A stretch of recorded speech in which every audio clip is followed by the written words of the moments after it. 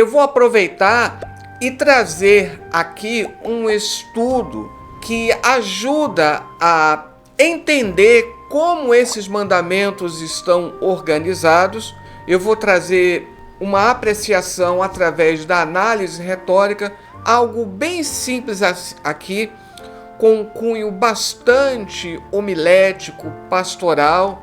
Agora, primeiramente, por que 10 mandamentos? Nós temos lá em Deuteronômio, entre o capítulo 9 e 10, essa declaração de que Deus ele concedeu a Moisés em tábuas os 10 preceitos, ou as 10 palavras, decalogoi. De decalogoi, que é a expressão como ficou na Septuaginta, ou seja, na tradução grega. Então, daí vem decálogo, que é a outra maneira de nós nos referirmos aos 10 mandamentos. Agora, a numeração, ela não é tão fácil como nós podemos pressupor. Isso acontece pelo fato de que nós temos 2 mandamentos positivos, o restante são negativos, e mesmo assim a palavra não, como se estivesse dando início a esses mandamentos negativos, aparece mais de 10 vezes. Por isso, nós temos diferentes maneiras de numerar esses mandamentos. Resumidamente, os judeus consideram o versículo 2 como o primeiro mandamento. E aí, consequentemente, eles vão pegar inteiramente do versículo 3 até o versículo 6 como o segundo mandamento. No catolicismo, não considera o versículo 2 como o primeiro mandamento. E eles vão considerar também do versículo 3 ao 6 como um único, e eles vão dividir o versículo 17 como 2 mandamentos. No protestantismo, a tendência é você não incluir o versículo 2, mas você divide do versículo 3 ao 6 em 2 mandamentos. O primeiro, sobre não haver nenhum outro Deus além do Senhor, e de não adorar imagens de escultura. Então, notem que a numeração, você tem diferentes opiniões. Agora, muito mais importante do que a maneira como você vai numerar é perceber como essas enunciações elas estão organizadas. Como já dissemos, são apenas 2 mandamentos positivos, um acerca da guarda do sábado, que pega dos versículos 8 ao 12, uma longa análise, e o outro curto sobre a honra devida aos pais, lá no versículo 12. E todos os demais, eles são negativos. O mandamento acerca do sábado destaca-se, além de sua extensão, por ser o único envolvendo algo não ético, mas algo relacionado especificamente a Israel, como está lá em Êxodo, no capítulo 31. É uma aliança entre Deus e Israel, a questão do sábado. Por isso, o único que é analisado negativamente, entre aspas, lá no Novo Testamento, no sentido de se compreender que não existe uma obrigatoriedade para os gentios de guardar o sábado. Agora, como então eles vão ser organizados? Observe aqui. Nós temos o versículo 3, não terás outros deuses diante de mim. Depois a afirmação, não farás para ti imagem. Depois, não tomarás o nome do Senhor teu Deus em vão. E na parte central, se destacando, lembra-te do dia do sábado. Ou seja, vamos lembrar que os 10 mandamentos, embora eles tenham ganhado essa conotação universal de preceitos éticos de cunho universal, eles foram primeiramente dados a Israel como uma aliança. E é por isso que fica aqui no meio, na centralidade, se destaca a importância do sábado. Tanto é que para os judeus a guarda do sábado ela é essencial. Ela é a marca dessa aliança do Senhor com o povo de Israel. Tirando então a questão da guarda do sábado, nós temos todos os outros preceitos como universais, como princípios éticos universais. Mas olha a correspondência.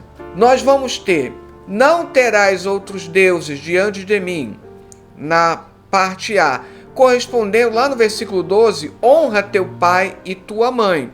Qual é aqui a lógica? Embora não se utilize aqui a expressão pai para se referir a Deus, como ele é tratado como o Criador, ele é um pai. Então, a honra que se deve a Deus, e essa honra, ela vai ser capitalizada quando você não reconhece outros deuses além dele, se equipara então à honra que se dá aos pais, aqueles que nos deram vida. Então, aquele que deu vida à humanidade, deu vida a Israel enquanto povo, e aqueles que nos dão vida física.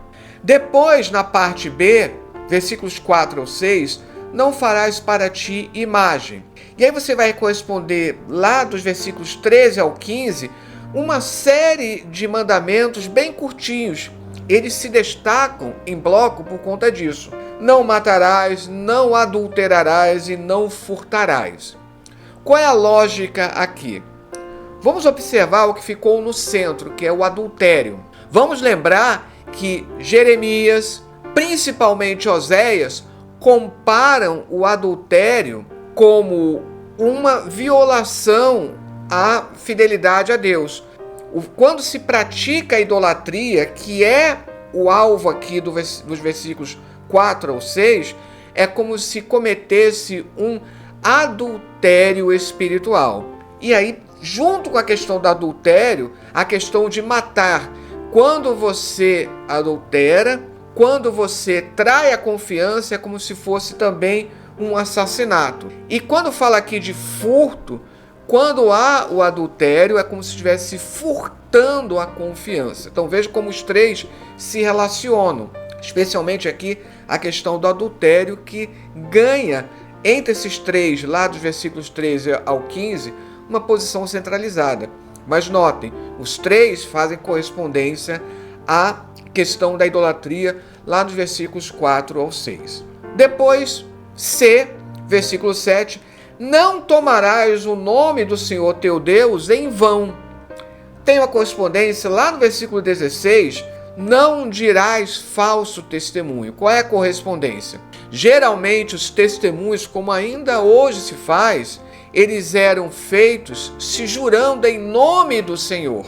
Então, não dirás falso testemunho corresponde perfeitamente a não usar o nome do Senhor em vão. Agora, essas enunciações, não estamos aqui agora nos baseando na numeração, qual é o primeiro, o segundo mandamento, mas essas enunciações, esses mandamentos, eles vão ser emoldurados por uma introdução e uma conclusão que também se correspondem. Observem agora aqui. O versículo 2, que para os judeus é considerado o primeiro mandamento, eu sou o Senhor que te tirei da casa da servidão. Olha a correspondência lá com a conclusão no versículo 17, não cobiçarás. Ou seja, cobiçar é você querer algo que não é seu. É um pensamento típico de alguém que não se libertou, que ainda é escravo. Vejam a correspondência. Então isso é magnífico. Então notem que essa é a disposição retórica e que ajuda muito mais a compreender do que simplesmente você enumerar. Lógico que aqui uma outra maneira de você considerar esses mandamentos é falar da primeira tábua, da segunda tábua.